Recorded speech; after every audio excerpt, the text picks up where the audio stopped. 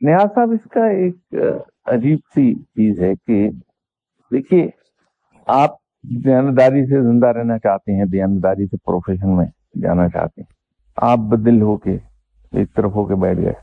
कल को यार शौकत साहब भी ये कहते हैं कि वहां तो बेईमानी बेईमानी, झूठ ही झूठ है, वो मेरे बस का नहीं, मैं भी छोड़ के बैठ जाता हूँ। पर, अच्छा, परसों फिर कोई और नेक आदमी छोड़ के बैठ जाएगा। तो आप ऐसा नहीं कि उन लोगों के लिए जगह खाली करते जा रहे हैं जो दयानतदारी के बरक्स किसी और तरीके से काम चलाना चाहते हैं, और इसका अंजाम क्या होगा? उसमें ये जरूर है कि आप ये कह सकते हैं कि साहब, अगर 1,000 वकील में से एक दयानतदारी से काम करता है तो 999 तो बददियानती से काम करेंगे, तो उससे क्या फर्क पड़ेगा? एक आदमी की आवाज क्या कर सकती है? अगर पूरा शहर तारीकी में डूबा है और आपके घर में सिर्फ एक मोमबत्ती है, तो आप गली में ना रखें, इससे कि पूरे शहर को रोशन तो नहीं कर सकती। ये सच है कि नहीं कर सकती, लेकिन ये तो है कि एक हद तक मखसूस दायरे के अंदर तो रोशनी फैला देगी।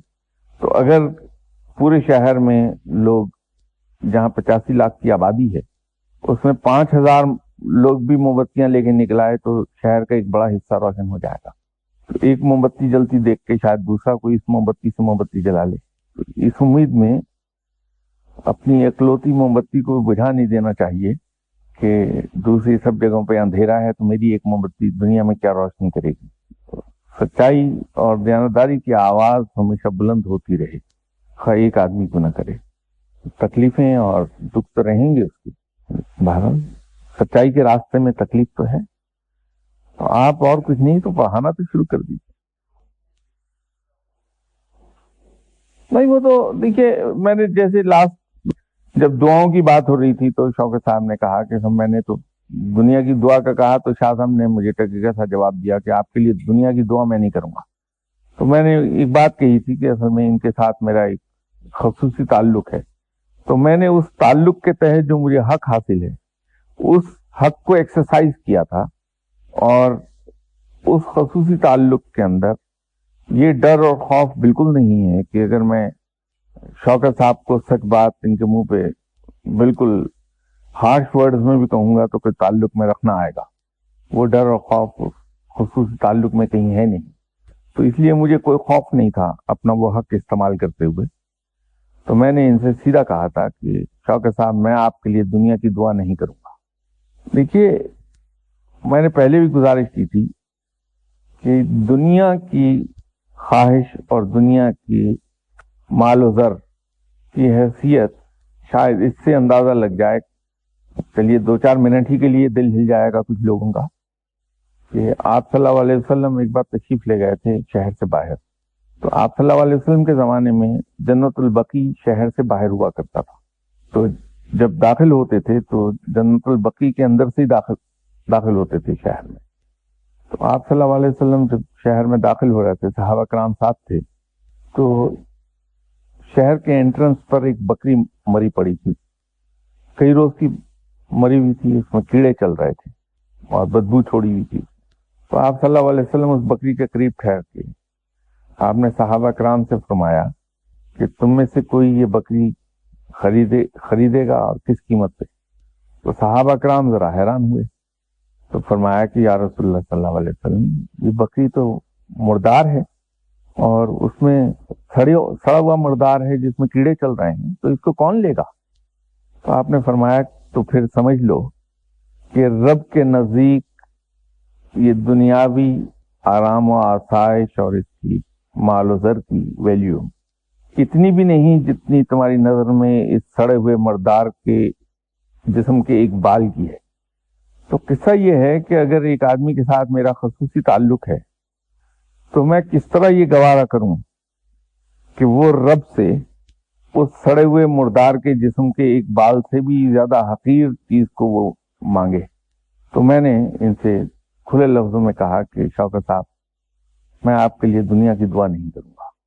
और एक चीज मैं पूरे एतमाद से कह सकता हूं कि जिस दिन से मैंने इनसे ये कहा उसके बाद अल्लाह ताला ने इनकी जिंदगी आसान कर दी। یہ نہیں میں کہہ رہا پر آسائش کر دی، میں کہہ رہا ہوں آسان کر دی، کہ زندگی اللہ نے بڑی آسان کر دی. اس کی آسانی کا ایک چھوٹا سا میں جھلکی آپ کو دے دوں کہ یہ بہت بزی لائر تھے، نہ صبح کا پتہ نہ شام کا پتہ، تب بھی یہی کپڑے پہنتے تھے یہ، اور یہی 2 روٹیاں کھاتے تھے، اور اسی طرح گاڑی پر چڑھے پھرتے تھے. اب بھی الحمدللہ اللہ نئی گاڑی پہ سواری کراتا ہے، ڈرائیور کے ساتھ بٹھاتا ہے. پروردگار پہلے سے بہتر روٹی دے رہا ہے جس کو آدمی انجوائے کرتا کھاتے ہوئے. کپڑے ویسے ہی پہنتا ہے، ہر سال ملک سے باہر کا سفر کر کے آتا، 2 مہینے کی چھٹی کاٹ کے آتا بندہ. اولاد ماشاءاللہ سیلف سسٹیننگ ہے، اور اللہ کسی کا محتاج نہیں ہونے دیتا. کوئی زندگی اس سے زیادہ آسان اور کیا ہوگی. ایسے ہی شوکت صاحب آپ کی زندگی کا یہی نقشہ ہے نا. تو میں دنیا کی دعا کر کے ایسی غریب کو مشکل میں پھنساتا. اب یہ کمفرٹیبل زندگی ہے، آرام سے، نہ کوئی غم ہے نہ کوئی فکر ہے. اور یہ بھی نہیں کہ زندگی کے اندر ایکٹیویٹی نہ رہی ہو، ایکٹیویٹی بھی ہے. تو پروردگار رزق تو عطا کر دیتا ہے. تو آپ سچائی کا جھنڈا ہاتھ سے چھوڑ کے بددل ہو کے بیٹھیے نہیں نیا صاحب. وہ جھنڈا ہر حال میں بلند رہنا چاہیے.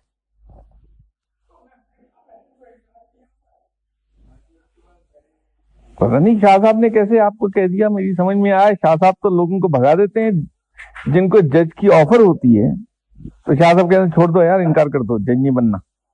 وہ ایک دن بیچارے وہ ہمارے جسٹس اعجاز صاحب، وہ ان دنوں وہ ڈپٹی اٹارنی جنرل تھے شاید، تو وہ آئے ایک دن گھر پہ، یہ سب لوگ بیٹھے تھے.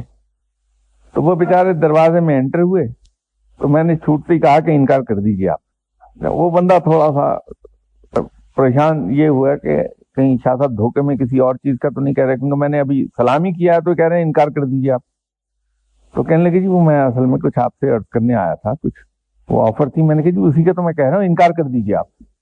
تو وہ بھی اللہ کا ایک ہی نیک بندہ، اس نے بھی پلٹ کے نہیں مجھے کہا کہ جناب میں انکار کیوں کر دوں، مجھے ہائی کورٹ کی ججی مل رہی ہے. تو وہ گیا جا کے انکار کر دیا کہ نہیں مجھے نہیں بننا جج. تو بات آئی گئی ہو گئی. میرا خیال 3 مہینے یا 4 مہینے گزرے، وہ کہیں ملنے آ گئے، غلطی ان سے یہ ہو گئی. تو میں نے کہا کہ اب آپ کو آفر آئے گی جج بننے کی، اب جج بن جائیے. تو اگلوں نے گھر سے بلا کے اس کو جج بنا دیا، بلکہ کنونس کر کے جج بنا دیا کہ یہ جج بننا زیادہ بہتر ہے. تو وہ یوں جج بن گئے. تو میں تو لوگوں کو منع کرتا ہوں کہ بھائی کیوں اس عذاب میں پڑتے ہو. کندھوں پہ اتنا بڑا بوجھ آ جائے گا آپ کے جج بننے کا، ایک ایک چیز کے لیے جواب دہ ہو گئے اللہ کے حضور آپ. تو یہ کیا آپ کو یہ زندگی اچھی نہیں لگتی کہ آپ جواب دہ نہیں ہیں چیزوں کے لیے؟ تو میں کیوں کسی اپنے جاننے والے کو عذاب میں پھنساؤں گا؟ نہیں، جگہ نہ چھوڑیے. وہ تو پھر آپ برائی کو جگہ دے رہے ہیں. برائی کو راستہ مت دیجیے، سچائی کے لیے لڑتے رہیے. اور جہاں تک یہ دل کی بات ہے، تو دل تو ضدیں کرتا ہی رہتا ہے، کبھی کسی رنگ میں کبھی کسی رنگ میں. دھمکاتا بھی رہتا ہے کہ میں بند ہو جاؤں گا، میں دھڑکنا چھوڑ دوں گا. تو اس کو کہیے چھوڑ دو بھائی، دھمکیاں کہہ دیتے ہو، جب چاہے چھوڑ جاؤ، ہمیں کیا لینا تم سے. کیونکہ وہ در حقیقت نہ میرے اور نہ آپ کے حکم کا پابند تو ہے نہیں، وہ تو کسی اور کے حکم کا پابند ہے. تو جب اس سے اشارہ ہوگا دھڑکن بند کرنے کا، تو دھڑکن بند کر دے گا، نہ آپ سے پوچھے گا نہ مجھ سے پوچھے گا. تو پھر جس بات پہ ہمارا کنٹرول نہیں، اس سے ڈرنا کس بات کا. تو اسے کہیے دھڑکنا چھوڑنا چاہتے ہو چھوڑ دو، جاؤ، جب چاہے چھوڑ دو. تو یہ ڈر اور خوف جو ہے یہ نکال دینا ہی بہتر. وہ ایک سول سرونٹ تھے، انتقال فرما گئے، رفعت پاشا شیخ. ہاں، وہ بہت سی اسائنمنٹس ان کے پاس رہیں. یہ اپنے کیریئر کے شروع میں لاہور کے ڈپٹی کمشنر بھی رہے، پھر چیف سیکرٹری بلوچستان بھی رہے. ان کو ایک زمانے میں یہ دل کا مرض ہو گیا تھا، ہارٹ پرابلم تھی انہیں. تو جب مجھے پتا لگا تو ان دنوں میری ایک گورنمنٹ کے ادارے سے ٹرانسفر ہو کے میں دوسرے میں جا چکا ہوا تھا، اور اس ادارے میں میرا آفس جو تھا وہ فرسٹ فلور پر تھا. تو یہ سیڑھیاں چڑھ کے آتے تھے. جب مجھے پتا چلا تو میں نے ان سے کہا کہ دیکھیے، جب ڈاکٹر نے آپ کو سختی سے منع کیا ہے کہ سیڑھیاں نہیں چڑھنا. تو آپ کیوں سیڑھیاں چڑھتے ہیں؟ کہ آپ سے ملنے کو جی چاہتا ہے. تو میں نے کہا آپ مجھے ٹیلی فون کر دیا کیجیے, تو میں آپ کے گھر پہ حاضر ہو جایا کروں گا. درمیان میں پھر یہ کوئی 2 مہینے نہیں آئے. ایک دن دیکھا کہ پھر چلے آ رہے ہیں. پاشا صاحب آپ سے تو ڈاکٹر نے منع کیا ہوا ہے سیڑھیاں چڑھنے کو, آپ پھر آ گئے. بڑی خوبصورت بات اس بندے نے کہی. ہم نے کہا جی وہ منع تو کیا ہے اور میں بھی نہیں آ رہا تھا اس ڈر سے کہ کہیں دل بندی نہ ہو جائے میرا. لیکن آج بیٹھے بیٹھے ایسی دھیان آیا مجھے کہ رب نے جب 3 چیزیں معین کی ہیں تو میں ڈرتا کس بات سے ہوں؟ کہ جب میرے موت کا وقت معین ہے اور وہ ٹل نہیں سکتا تو میں کس بات سے ڈر رہا ہوں. پھر میری موت کا مقام بھی معین ہے کہ کس جگہ میرا دم نکلے گا, تو میں خوفزدہ ہو کے گھر میں کیوں بند ہوں. اور میری موت کا طریقہ بھی معین ہے, کس طرح سے مجھے مرنا ہے. تو پھر یہ کیا ہو رہا ہے؟ تو یوں میں آ گیا ہوں کہ جب چیزیں ہی معین ہیں تینوں, اس میں میرا کوئی کنٹرول ہی نہیں, تو ڈر اور خوف کس بات کا مجھے. تو چلو چلتے ہیں شاہ صاحب کے پاس, جا کے کافی پی کے آتے ہیں. وہ بندہ اس کے بعد آتا رہا کافی دیر. پھر جنرل ضیاء کی ماشاء اللہ لگ گئی تھی, تو ان کا کیس ریکنسیڈر ہوا. تو جنرل ضیاء نے انہیں ری انسٹیٹ کر دیا کہ زیادتی ہوئی تھی ان کے ساتھ, کہ بھٹو صاحب نے ذاتی دشمنی کے تحت انہیں ڈسمس کیا تھا. تو ری انسٹیٹ ہو گئے. تو ایک اسپیشل اسائنمنٹ نکل آئی یو اے ای میں, تو وہ وہاں یو اے ای بھیج دیے گئے ایمبیسڈر آن اسپیشل ڈیوٹی. تو وہاں 3 سال وہ رہے یو اے ای میں ہمارے ایمبیسڈر. ریٹائر ہو گئے بعد میں یہاں. پھر اس کے بعد بھی میرے خیال 10 سال 12 سال زندہ رہے. ابھی کچھ دیر پہلے ہی انتقال ہوا ان کا. تو اس بندے نے بہت ہی خوبصورت ایک سبق پڑھایا کہ جب موت کا وقت معین ہے, موت کا طریقہ معین ہے اور موت کا وقت معین ہے, تو خوف کس بات کا ہے. تو نیاز صاحب چھوڑیے آپ یہ دل کے نخرے مت پالیے. یہ کچھ دن پہلے ایک صاحب نے یہاں ایک سوال کیا تھا تقویٰ کے بارے میں. تو اس وقت چونکہ موضوع کچھ اور تھا, تو وہ بڑا میں نے مختصر جواب دے دیا تھا کہ تقویٰ کے معنی یہ ہے کہ رب تعالیٰ نے جن چیزوں کو کرنے کا حکم دیا اس پہ عمل کیا جائے, اور جس چیز سے روک دیا اس سے رک جائے انسان, تو یہ تقویٰ ہے. لیکن تقویٰ somehow or the other ایک ایسی چیز ہے جس کے بارے میں آپ کو بے پناہ ڈیفینیشنز مل جائیں گی. تقریباً ہر بزرگ نے, ہر صاحب علم نے تقویٰ کی ڈیفینیشن اپنے طور پہ بیان کی ہے. جیسے حضرت عمر رضی اللہ تعالی عنہ نے ایک بار ابی کعب سے پوچھا تھا کہ تقویٰ کس کو کہتے ہیں. انہوں نے جواب دیا کہ یا عمر, کبھی آپ خاردار راستے سے گزرے ہیں, ایسا راستہ جہاں کانٹے پھیلے ہوں؟ تو جواب دیا کہ ہاں بارہا گزرا. کیسے گزرتے ہیں؟ میں نے کہا کہ میں اپنے کپڑے سمیٹ کے اور بڑی احتیاط کے ساتھ قدم رکھتے ہوئے بچا کے کانٹوں سے گزرتا ہوں. تو فرمایا پھر تقویٰ دنیا میں اسی احتیاط سے اور اپنے آپ کو سمٹ کے سنبھل کے پاؤں رکھ کے چلنے کا نام تقویٰ ہے. پھر ایک بزرگ نے یہ کہا کہ تقویٰ اس چیز کا نام ہے کہ انسان دوسروں کے لیے وہی پسند کرے جو خود اپنی ذات کے لیے پسند کرتا ہے. اور جناب سری سختی رحمت اللہ علیہ صاحب کے نزدیک تقوی کا مقام اس طرح سے ہے کہ ایک شخص ان کے پاس آیا اور اس نے سلام کیا, تو آپ نے ماتھے پہ تیوریاں ڈال کے اس کو وعلیکم السلام کہا. تو کچھ دیر کے بعد وہ آدمی چلا گیا. تو ان کے ایک شاگرد نے ان سے پوچھا کہ حضرت آپ تو بڑی خندہ پیشانی سے جواب دیتے ہیں سلام کا, لیکن آج یہ کیا ہوا کہ اس آدمی نے آپ کو سلام کیا اور آپ کے ماتھے پر تیوریاں پڑی تھیں اور بڑی خشک لہجے میں آپ نے وعلیکم السلام کہا.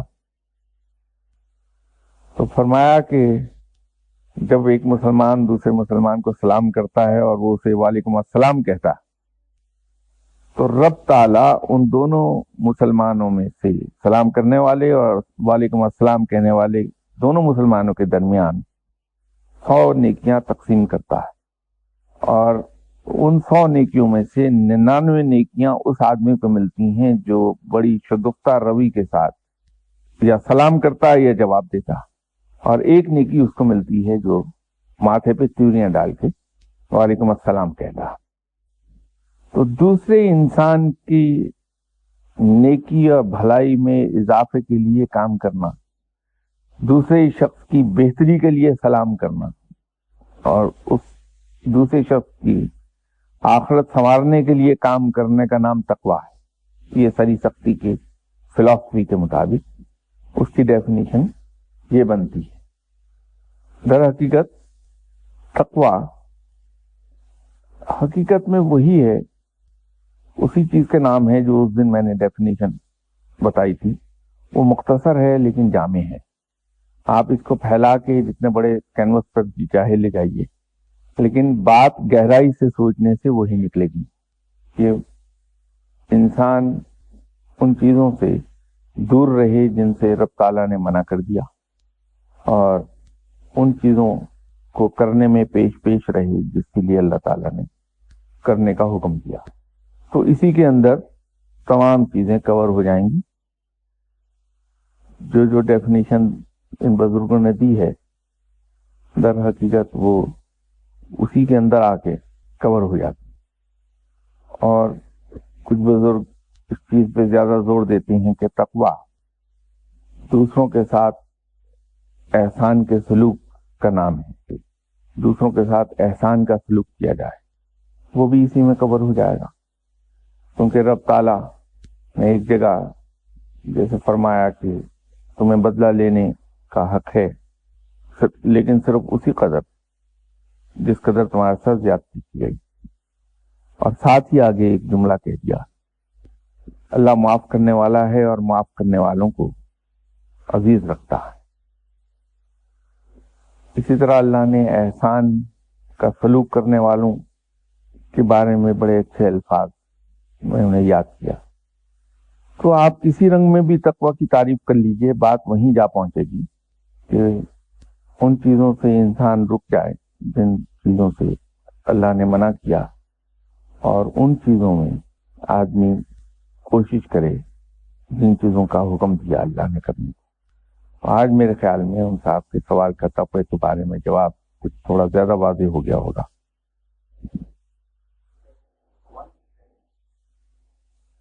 نہیں، دیکھیے رب تعالیٰ جیسے میں نے عرض کیا نا کہ بدلے کی اجازت دے دی رب نے، اس میں حد مقرر کر دی کہ صرف اسی قدر جس قدر آپ کے ساتھ زیادتی کی گئی۔ اب یہاں تک تو کرنے کا حکم ہے، اجازت ہے کہ آپ بدلہ لے سکتے ہیں، اجازت ہے آپ کی، اس احتیاط کے ساتھ کہ آپ کی طرف سے اب زیادتی نہ ہو، اس حد پہ رک جائیے جس حد تک آپ کے ساتھ زیادتی۔ لیکن آگے جو بات کہی وہ اس سے ایک قدم آگے بڑھ گیا کہ اللہ معاف کرنے والا ہے اور معاف کرنے والوں کو عزیز رکھتا ہے، پسند کرتا ہے۔ یہ ایک قدم آگے ہو گیا۔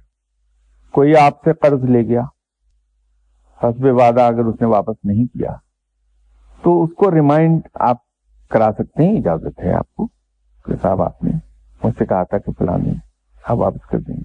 تو آپ صلی اللہ علیہ وسلم نے تو فرمایا کہ جو تمہارا مقروض ہے اس کو سہولت دو، اس میں چھوٹ دینے کا حکم آپ صلی اللہ علیہ وسلم نے کرایا۔ لیکن اگر رب کی سنت پہ آپ عمل کریں گے تو اس کو معاف کر دینا بہتر، بھلا دیجئے، اور اس انداز میں یہ مت کہیے کہ بھائی تمہارے حالات بڑے خراب ہیں تو میں تمہارے حالات سے متاثر ہو کے میں نے تمہیں قرضہ معاف کیا، وہ تو چھوٹا پن ہو جائے۔ تو آسانی سے اس کو آدمی کہہ دیتا کہ دیکھو اللہ نے میرے اوپر کرم کیا ہے، تم اپنی دوسری ضروریات پوری کر لو پہلے، تو آخر پر اگر تمہارے پاس ہو تو بے شک واپس کر دینا، نہ ہو تو کوئی بات نہیں، یہ دو بھائیوں کے درمیان معاملہ تھا، وہ کوئی قرض نہیں تمہارے ذمہ میرا۔ تو یہ سنت رب ہو گئی، اگلے کو معاف ہی کر دیا۔ تو یہ ایک قدم آگے جانے والی بات جو آپ نے کہی، تو رب کے سارے کام جو ہیں وہ تو احسان کے سلوک کے ہیں، اب میرے نزدیک تو رب تعالیٰ کا شکر، میں تو ذاتی طور پہ زبان سے شکر کرنے میں بلیو نہیں کرتا. میرے نزدیک تو عملی شکر گزاری ہی شکر گزاری ہے اصل میں. اور وہ عملی شکر گزاری کس طرح سے ہے کہ انسان اپنے آپ کو بالکل عاجز اور بے بس بندہ جانے، دل سے دوسروں کو اپنے سے بہتر سمجھے اور اپنے آپ کو سب سے کمتر جانے. ہم لوگ اللہ کے رزق عطا کرنے پر اس کی شکر گزاری زبان سے کرتے ہیں، اللہ تیرا شکر ہے تو نے بڑا رزق عطا کیا. لیکن دوسرے ہی لمحے ہم کسی پیر صاحب کے پاس جا رہے ہوتے ہیں یہ کہنے کہ ذرا دعا کر دیجئے کہ میرا فلاں کام ہو جائے. اب یہ تو شکر گزاری نہیں ہے، یہ تو ایک طرح سے رب کا شکوہ ہے. اگر اس کے برعکس یہ ہو کہ جو کچھ میرے پاس ہے، ذہنی، مالی، جسمانی صلاحیتیں جو کچھ میرے پاس ہیں، یہ میری نہیں ہے، میرے رب کی عطا کردہ ہیں. میرے پاس تو یہ امانت ہے، اور امانت اس شرط کے ساتھ ہے کہ جو میری ذاتی ضرورت ہے اس کے مطابق میں اس میں سے استعمال کر سکتا ہوں. باقی سب کا سب دوسروں کا حصہ ہے. کوئی آ کے لے جائے تو جو آ کر لے جا رہا ہے اس اللہ کی عطا کردہ امانت میں سے، وہ اپنا حق لے کے جا رہا ہے، اس لیے میرا اس پر کوئی احسان نہیں. کوئی لے جائے تو صدق دل سے اگر کسی نے اس پہ عمل کر لیا سچے دل سے، تو میرے نزدیک یہ اعلیٰ ترین شکر گزاری، یہ صحیح شکر گزاری یہ ہو جائے. کیونکہ آپ دوسرے کو اس کا حق سمجھ کے اپنی محنت کی کمائی دے ہی نہیں سکتے تب وقت ہے کہ آپ کو اس چیز کا یقین نہ آ جائے دلی طور پر کہ میرے پاس جو کچھ ہے یہ میرے رب کا عطا کردہ ہے، یہ اس کی امانت ہے، اور اس امانت میں سے مجھے اجازت ہے اپنی جائز ضروریات پر خرچ کرنے کا. باقی سب اس کے بندوں کا حصہ ہے، کوئی لے جائے آپ، کیونکہ میرے رب کی ملکیت ہے، میری نہیں. تو یہ شکر گزاری میرے نزدیک عملی شکر گزاری ہو جائے گی. اسی طرح جو ذہنی صلاحیتیں اللہ نے بخشی ہیں، وہ ذہنی صلاحیتیں جس حد تک میری اور میرے خاندان کے کام آتی ہیں وہ میری اجازت ہے، کیونکہ یہ ذہنی صلاحیتیں رب کی عطا کردہ ہیں، اس کی امانت ہے. اور اگین مجھے اجازت یہی ہے کہ میں اپنے اور اپنے خاندان کی جائز ضروریات کے لیے اسے استعمال کروں. پھر میرے اوپر اللہ کے دوسرے بندوں کا حصہ ہے، حق ہے کہ میں اپنی ذہنی صلاحیتوں سے ان کو فائدہ پہنچاؤں. اگر کوئی علم عطا کیا ہے اللہ نے مجھے، تو اس سے اللہ کے دوسرے بندوں کو فائدہ پہنچنا چاہیے. فائدہ اس لیے نہیں پہنچنا چاہیے کہ میں فائدہ دے رہا ہوں، فائدہ اس لیے ان کو پہنچنا چاہیے کہ یہ ان کا حق ہے، ان کا حصہ ہے، وہ لے جائیں اپنا حصہ. تو انفیکٹ جو آدمی مجھ سے اپنا حصہ لے کے جا رہا ہے وہ میری مدد کر رہا ہے ٹو ڈسچارج مائی ڈیوٹی، مجھے اس برڈن سے آزاد کر رہا ہے. اسی طرح جسمانی قوت جو ہے میری، وہ دوسروں کے کام آنی چاہیے، دوسروں کے کام کرنے میں، بھاگ دوڑ کرنے میں کام آنی چاہیے. پہلے اپنی اور اپنے خاندان کی ضروریات کے لیے بھاگ دوڑ کرنی، اس کے بعد جو جسمانی قوت بچ رہے وہ دوسروں کے لیے صرف ہونی چاہیے، کیونکہ وہ ان کا حصہ ہے، وہ لے جائیں. تو یہ شکر گزاری ہے میرے نزدیک. لیکن اس کے اندر احتیاط ایک ہے. جیسے میں اکثر کہا کرتا ہوں کہ نیکی اور تکبر میں صرف بال برابر فرق ہے، یہ لائن ڈفرنس ہے صرف. کہ جب تک انسان نیکی کرتا ہے اور اسے یہ ادراک نہیں ہوتا کہ میں نیکی کر رہا ہوں، نیکی کو نیکی سمجھ کے نہ کرے تو نیکی ہے. جہاں یہ احساس آ گیا کہ میں نیکی کر رہا ہوں اور نیکی نہ رہی، تکبر ہو گیا، کیونکہ پھر اس کے اندر وہ احساس پھلے پھولے گا کہ میں نیک ہوں، میں نیکی کر رہا ہوں، یہی تکبر ہے. بہت آسانی سے ہو جائے گا کہ اگر ہر وقت یہ احساس رہا کہ میں کسی کے لیے کچھ کر نہیں سکا، میں بہت کچھ کر سکتا تھا لوگوں کے لیے لیکن میں کر نہیں سکا، نالائکی میں بیٹھا رہ گیا، ہر وقت یہ احساس. اسی طرح عبادت کے اندر یہ احساس کہ میرا رب تو لائق عبادت ہے اور اس کے جو مجھ پہ احسانات ہیں وہ تو بہت ہی اعلیٰ درجے کی بندگی کا تقاضا کرتے ہیں، تو میں تو اپنے رب کا نام بھی صحیح نہیں لے سکا، بچا رہے گا تکبر سے.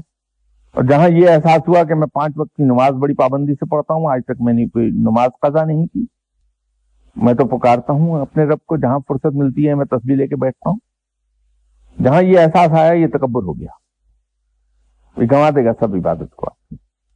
تو اس احساس کو دور رہنا چاہیے، اور یہ احساس ہر وقت پلنا چاہیے کہ میں کسی کے لیے کچھ کر نہیں سکا، مجھ پہ فرض تھا اللہ کے دوسرے بندوں کی مدد کرنا، اور اللہ کے دوسرے بندوں کا حق تھا میرے اوپر کہ میں ان کے لیے کچھ کروں، تو میں کر نہیں سکا، بھلے سارا وقت کر ہی رہا ہوں لیکن احساس یہ دل میں رہے کہ میں کچھ کر نہیں سکا کسی کے لیے، تو تکبر سے بچا رہے گا۔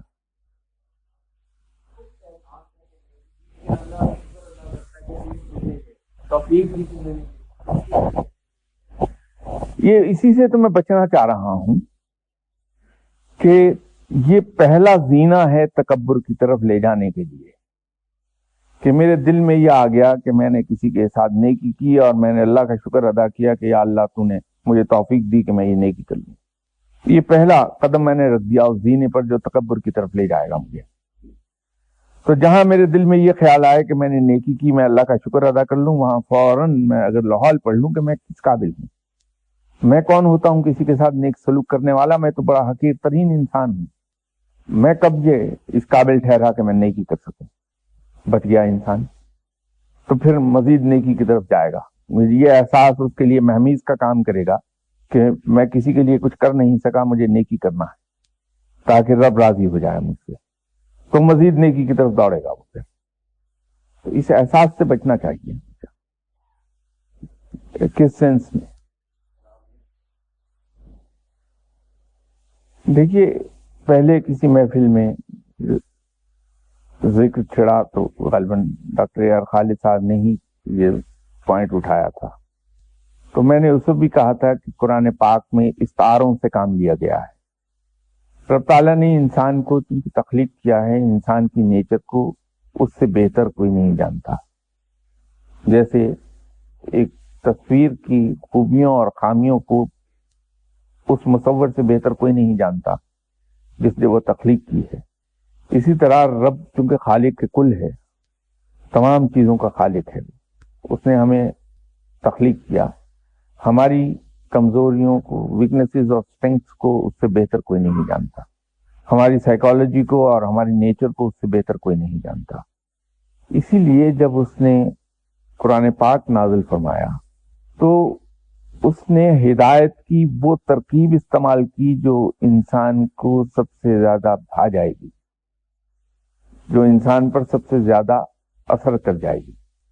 تو قرآن کے اندر اگر آپ دیکھیں تو قرآن کے 3 ڈسٹنکٹ پہلو دکھائی دیتے ہیں۔ ایک جہاں رب نے اپنے آپ کو ڈسکرائب کیا ہے، ایک پہلو اس کا وہ ہے جس میں رب اپنے آپ کو ڈسکرائب کر رہا ہے کہ میں وہ ہوں جس نے تمہیں تخلیق کیا، میں سب سے بڑھ کر رحیم و کریم ہوں، میں رحمان ہوں، میں رازق ہوں۔ ایک پہلو وہ ہے جہاں پر وہ انسان کو یہ کہہ رہا ہے کہ تم اس طرح سے زندگی بسر کرو، تعلیم دے رہا ہے۔ اور پھر ایک پہلو قرآن کا وہ ہے جہاں اس نے انسان کو ترغیب بھی دی ہے اور دھمکایا بھی ہے۔ تو جہاں اس نے ترغیب دی ہے انسان کو نیکی کی طرف آنے کی، وہاں اس نے پرانی مثالوں سے بھی کام لیا ہے اور انعامات بھی دکھائے ہیں کہ یہ انعامات ملیں گے تمہیں، اور پھر اس نے دھمکایا بھی ہے عذاب سے بھی اور جہنم سے بھی، اور اسی ضمن میں اس نے جگہ جگہ استعاروں سے بھی کام لیا ہے۔ اب ہم چونکہ اہل زبان نہیں ہیں عربی کی حد تک، ہم میں سے بیشتر کی مادری زبان اردو ہے، پنجابی ہے، سندھی ہے، اور قومی زبان ہماری سب کی اردو ہے، تو ہم ان عربی کے ان باریک استعاروں کو ڈفرینشیٹ نہیں کر پاتے۔ اب جو لفظ ایمان استعمال ہوا اور جن معنوں میں سورہ یاسین میں استعمال ہوا، وہ لفظ ہے صاحب ایمان کے لیے، اور صاحب ایمان کو مومن کہا ہے. قرآن میں مومن کا لفظ استعمال ہوا ہے، وہ صاحب ایمان کے لیے ہوا. اب ہم جہاں ایمان سے مطلب لیتے ہیں، مومن اس سے ہم مطلب جو لیتے ہیں وہ مسلمان کا لیتے ہیں، جبکہ دونوں میں فرق ہے. جو انسان جس نے اللہ تعالیٰ کی توحید اور آپ صلی اللہ علیہ وسلم کی رسالت پر جو ایمان لے آیا، یا دوسرے لفظوں میں پہلا کلمہ جس نے پڑھ لیا، وہ مسلمان ہو گیا. اب وہ مسلمان ہے. اور جو اس نے اسلام کے جو بنیادی رکن ہیں ان پہ بھی ایمان لایا، ان پہ عمل بھی کیا، تو بھی مسلمان رہا. لیکن اگر وہ ایمان لایا اور اس کی تصدیق بالقلب کر دی اس نے، اور اس کے بارے میں رتی برابر شبہ نہ رہا اس کے دل میں، اور اس سے پلٹا نہیں، اور پھر وہ اسلام کے 5 رکن جو تھے ان پر عمل لایا کرتا رہا، اور پھر جہاد بالسیف کیا جب ضرورت پڑی، تو وہ مومن ہوا، وہ صاحب ایمان ہو گیا، اس کے لیے جنت ہے. یہ فرق ہے.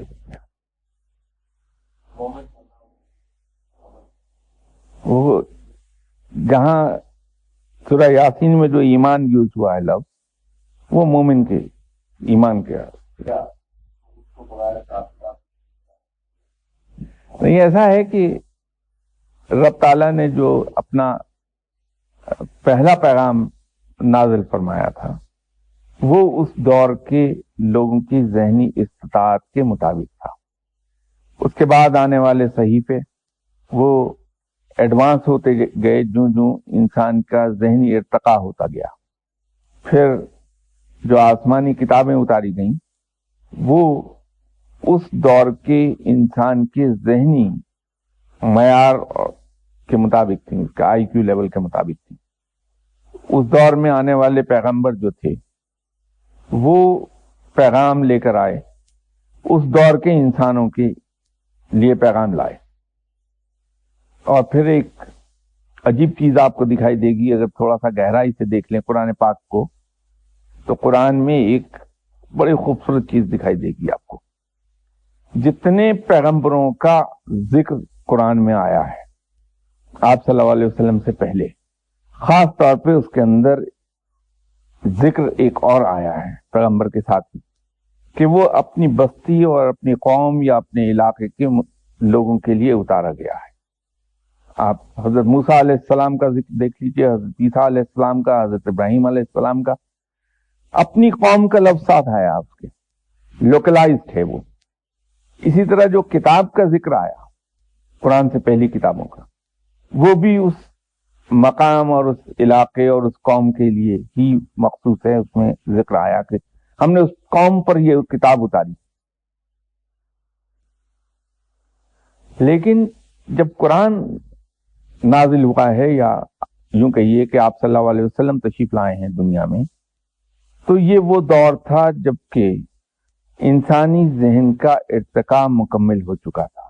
جو بنیاد تھی وہ بنیادیں مکمل ہو گئی تھیں، اس کے اوپر سے بلڈنگ بننا باقی تھی. اس وقت تک ویل دریافت ہو گیا تھا. یوں کہیے آپ سائنس کی اگر زبان میں بات کریں گے تو ویل کی ایجاد ہو چکی تھی. اگر بات کی آنے والی تمام سائنسی ایجادات کو دیکھیں، ان سب کی بنیاد ویل پر قائم ہے.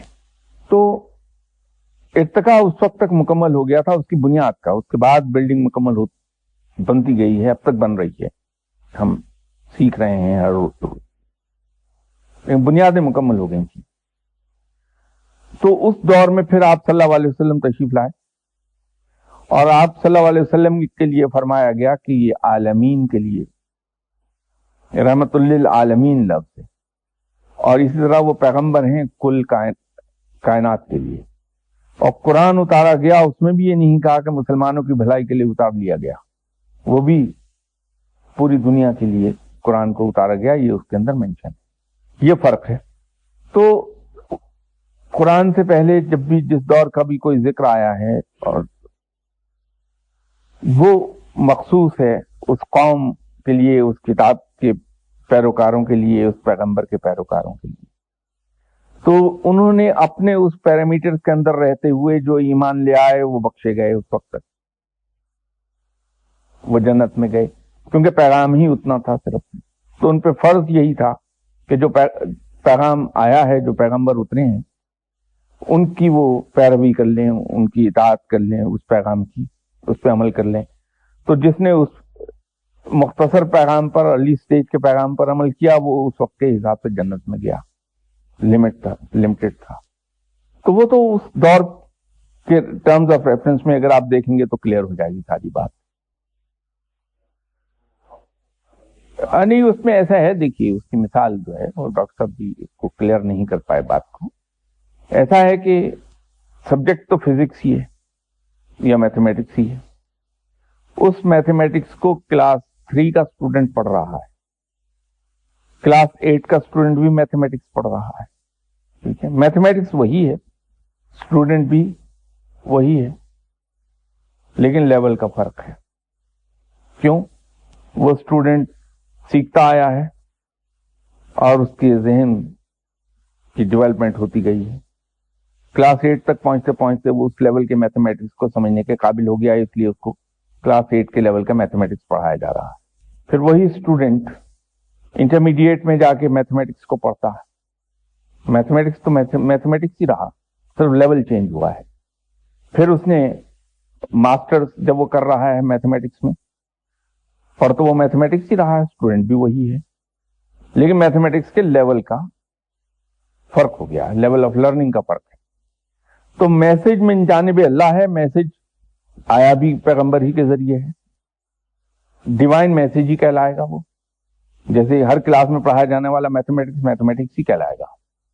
آپ یہ نہیں کہہ سکتے کہ ناقص ہے، انکمپلیٹ ہے یا کمپریہنسو ہے. وہ میتھمیٹکس تو میتھمیٹکس ہی رہے گا، جس کلاس میں بھی پڑھایا جائے، وہ لیول کا فرق ہے. تو اسی طرح ڈیوائن میسج تو ڈیوائن میسج ہی تھا، لیکن چونکہ وہ رب ہے جو ہر چیز کو جانتا ہے اور ہماری سائیکالوجی سے واقف ہے، ہماری استعداد سے واقف ہے، تو اس نے میسج اس دور کی استعداد کے مطابق، ذہنی استعداد کے مطابق اتارا ہے. تو آپ اس کو کوئی اور نام دے نہیں سکیں گے، ڈیوائن میسج ہی رہے گا وہ.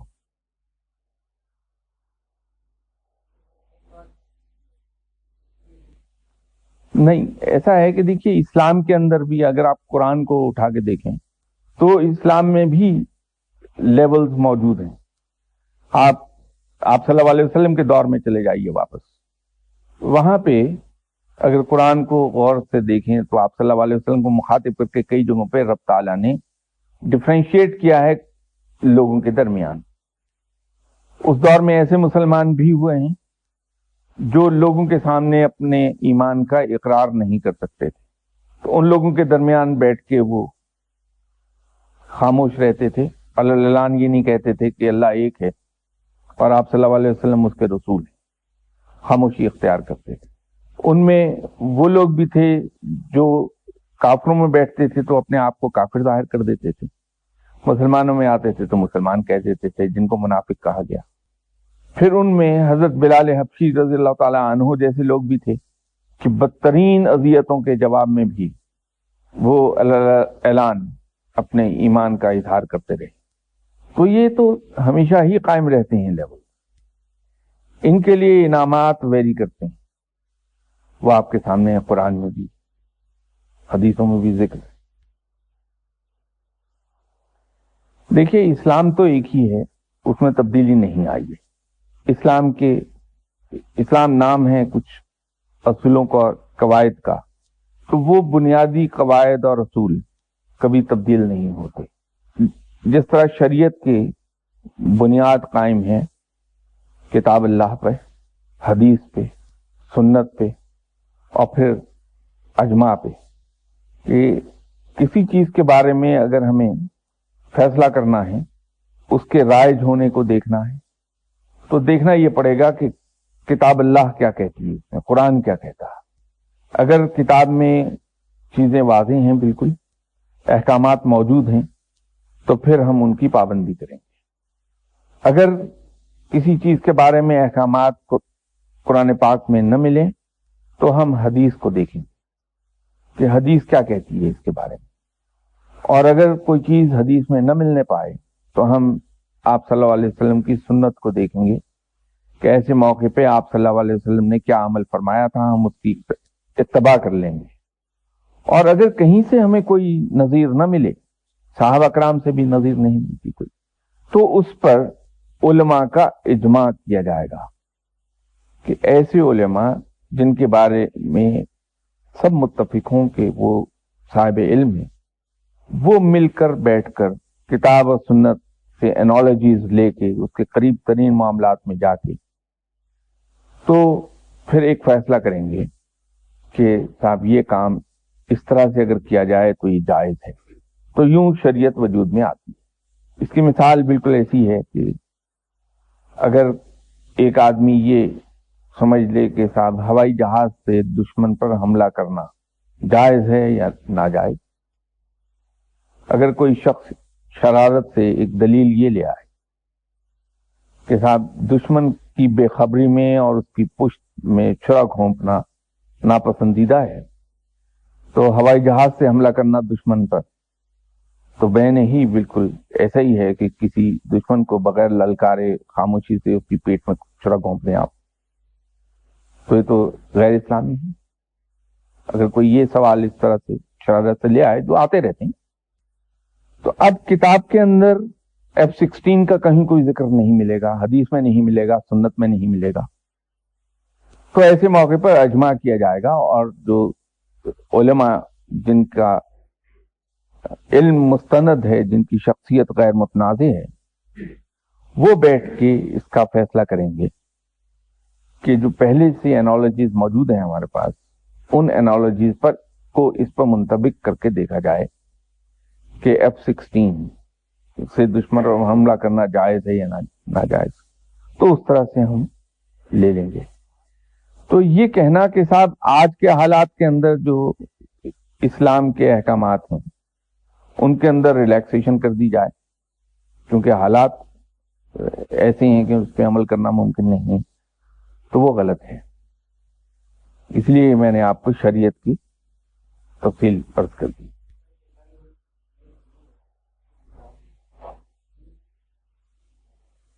صحیح بات۔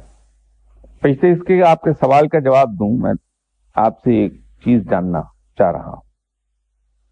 آپ کے پاس فریری کی سپورٹس کار ہے، 110 ہارس پاور، اس کی ریٹ آف ایکسلریشن جو ہے وہ 3.2 سیکنڈ ہے 0 to 60 miles an hour، اور ٹاپ سپیڈ اس کی 200 miles per hour ہے۔ میرے پاس 1948 ماڈل کی مورس ہے جس کی ریٹ آف ایکسلریشن جو ہے وہ 15 سیکنڈ ہے 0 to 60 miles an hour کی ہے، اور ٹاپ سپیڈ اس کی 70 miles per hour ہے۔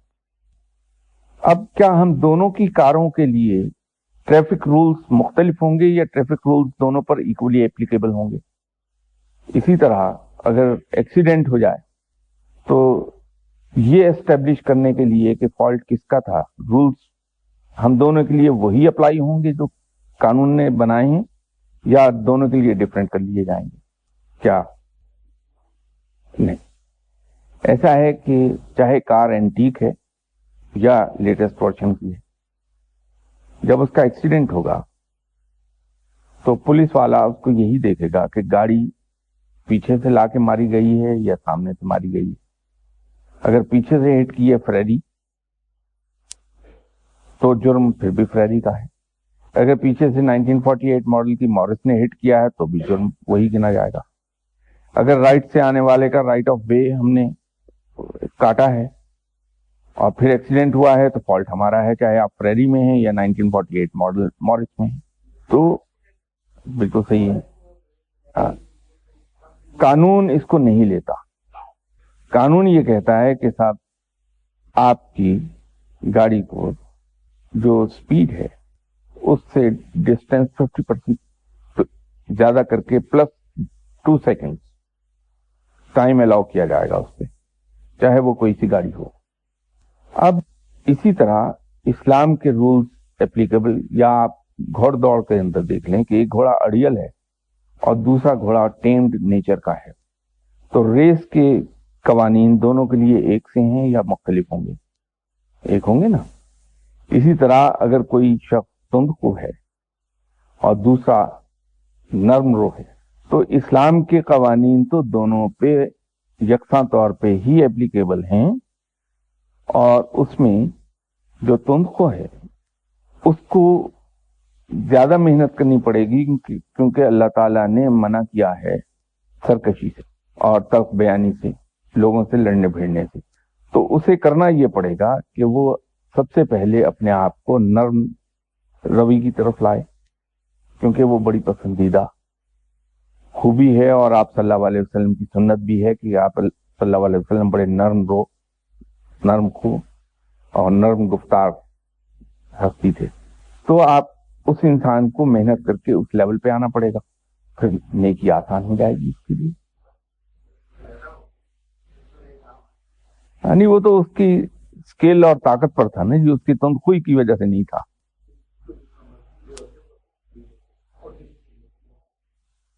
نہیں، وہ ان کا سوال اصل میں قوانین کے متعلق تھا کہ اسلامی قوانین جو ہیں، اسلامک پرنسپل، وہ ایک تندخو آدمی کے لیے مختلف ہو جاتے ہیں، اس میں نرمی آ جاتی کہ یار یہ تو وہ سور آدمی ہے، اس کو یہ 10 گنا معاف ہے، اور ایک نرم انسان جو ہے اس کی سختی ہے کیونکہ اس کے لیے آسان ہے نیکی کرنا۔ تو یہ تمام چیزیں اسلام کے اندر، تو انہی چیزوں کو تو توڑا ہے رب نے۔ جناب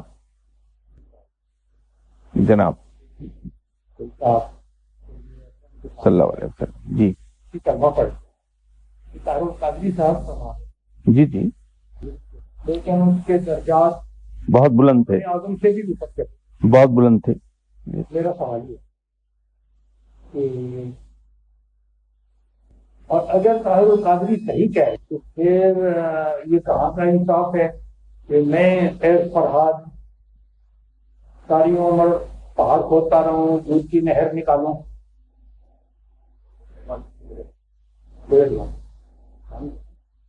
اچھا، اس میں ایسا ہے،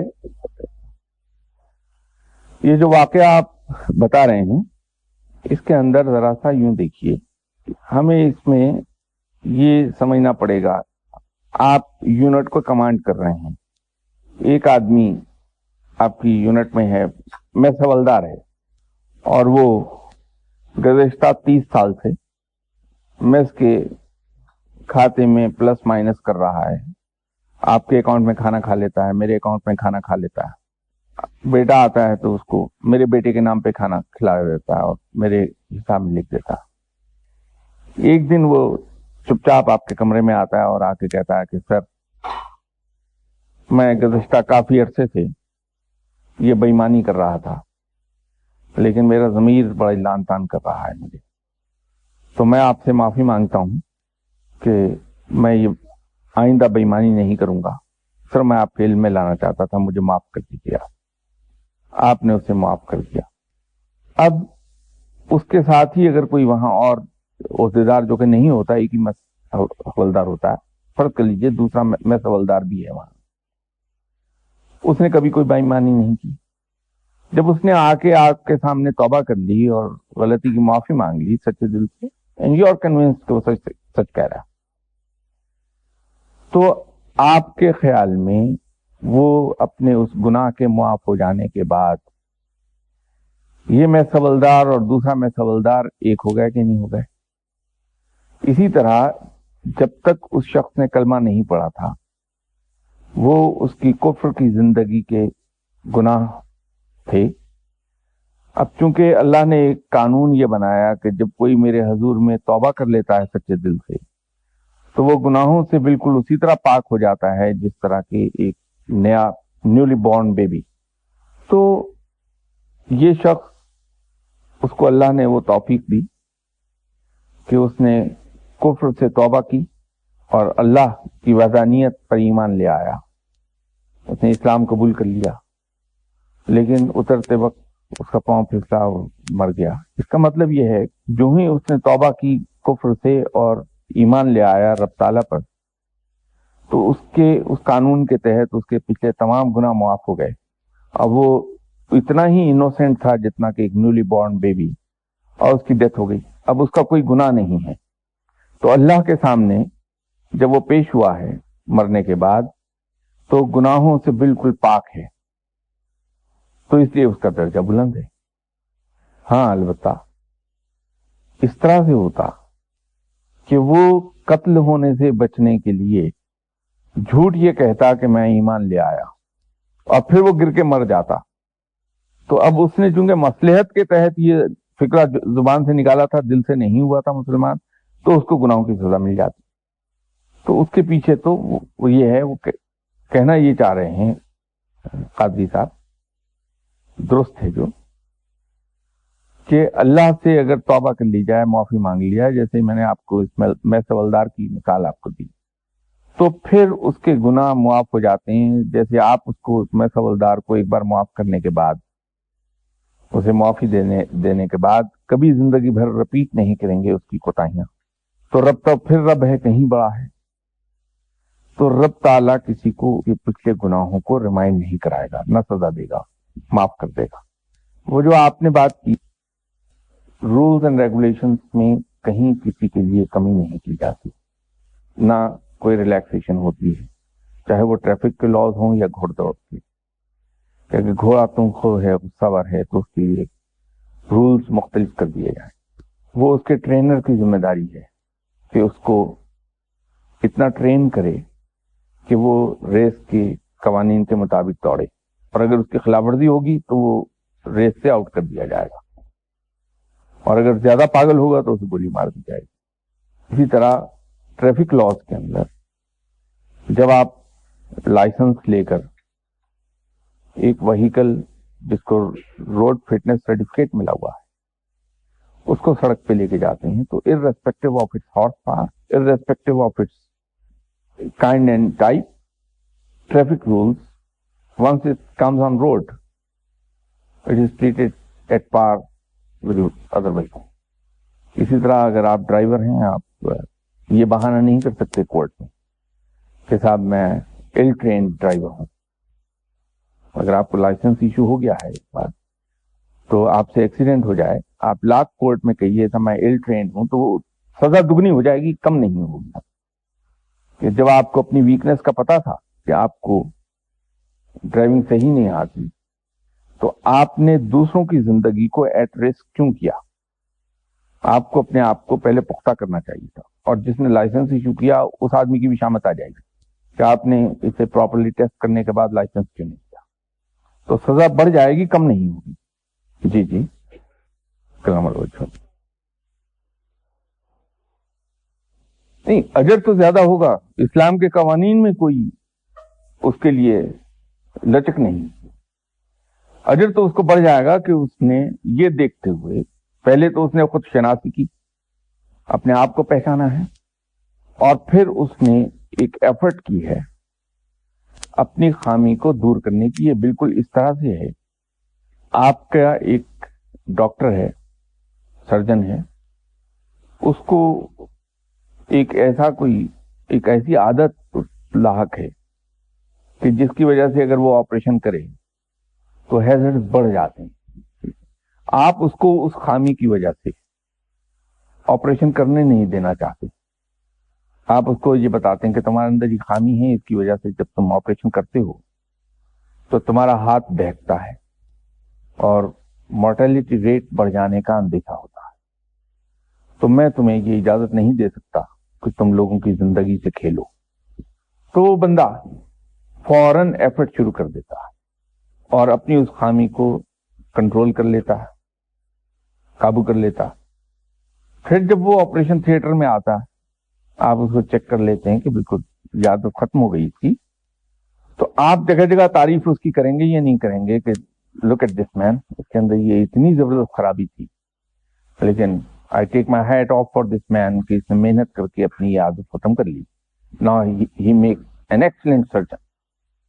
تو سرجری کے قواعد میں تو کوئی لچک نہیں پیدا ہوئی اس آدمی کے لیے.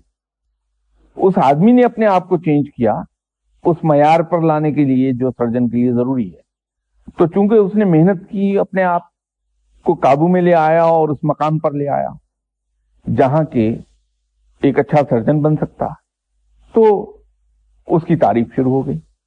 اسی لیے اللہ کے نزدیک وہ انسان جس نے ساری عمر گناہ نہیں کیا اور اس کے مقابلے پر ایسا انسان جو گناہ کرتا رہا پھر توبہ کر کے نیک ہو گیا اور گناہ نہیں کیے, ان دونوں میں سے اس آدمی کا درجہ زیادہ بلند ہے جو گناہ کرتا رہا اور توبہ کرنے کے بعد پھر اس نے گناہ نہیں کیے. کیونکہ نیک انسان نے تو گناہ کی لذت کو چکھا ہی نہیں, تو اسے ڈسٹریکٹ کرنے والی کوئی چیز ہی نہیں تھی. یہ انسان تو گناہ کی لذت حاصل کرتا رہا ایک لمبا عرصہ اور اس لذت کا عادی ہو گیا. پھر اس نے اپنے اوپر جبر کیا, کنٹرول کیا, اپنے نفس کو مارا اور گناہ کی لذت کو ایک طرف کر کے نیکی کی تلخی کی طرف آیا. اس لیے اس کا درجہ زیادہ بلند ہے اس آدمی کی نسبت.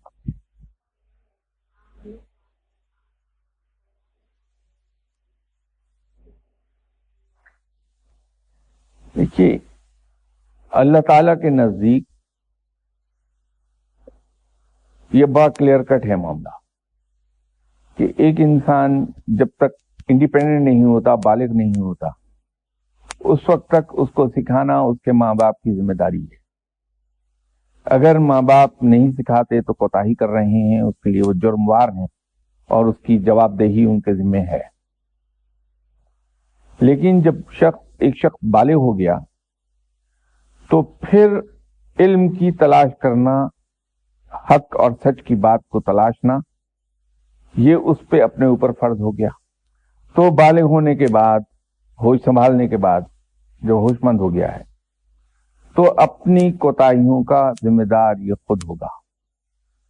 تو رب تعالیٰ نے اسی لیے اپنے آپ کو اس الزام سے بری ذمہ کر لیا کہ 1,24,000 پیغمبر اس نے بار بار ہر قوم کی طرف بھیجے. چونکہ دین مکمل ہو گیا تھا, آپ صلی اللہ علیہ وسلم جب تشریف لائے تو آخری پیغام لے کر آئے تھے. تو دین کے مکمل ہو جانے کی نسبت سے آپ صلی اللہ علیہ وسلم نبی آخر الزمان کہلائے ہیں. آپ صلی اللہ علیہ وسلم اس لیے نبی آخر الزمان نہیں ہیں کہ وہ آخری نبی تھے. آپ صلی اللہ علیہ وسلم نبی آخر الزمان اس لیے ہیں کہ آپ جو پیغام لے کر آئے اس کے ساتھ ہی پیغام مکمل ہو گیا تھا. اب کسی پیغام کے مزید آنے کی کوئی ضرورت تھی نہیں, آنا نہیں تھا, اس لیے کسی پیغمبر نے بھی نہیں آنا تھا. یوں آپ صلی اللہ علیہ وسلم نبی آخر الزمان ہیں.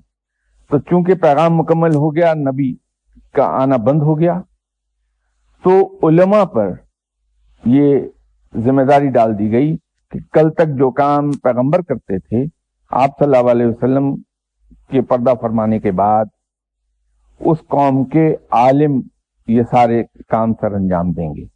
تو 3 چیزیں ہیں کہ عاقل و بالغ ہونے سے پہلے تک اگر کسی کو کوئی معلومات فراہم نہیں کی گئی ہیں تو اس کا جرم اس کے ماں باپ پر عائد ہوگا اور اس کی جواب دہی وہ کریں گے.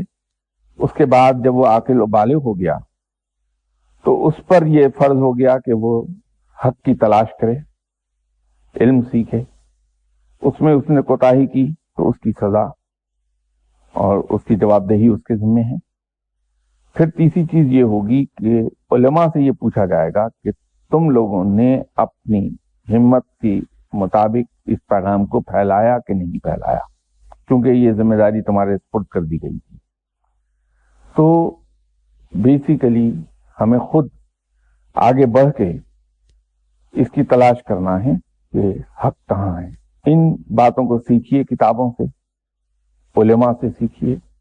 جو چیزیں آپ کو کتابوں سے سمجھ نہیں آتی, وہ لوگ جو ان چیزوں کو سمجھتے ہیں, جانتے ہیں, ان سے پوچھیے, وہ آپ کو بتائیں گے.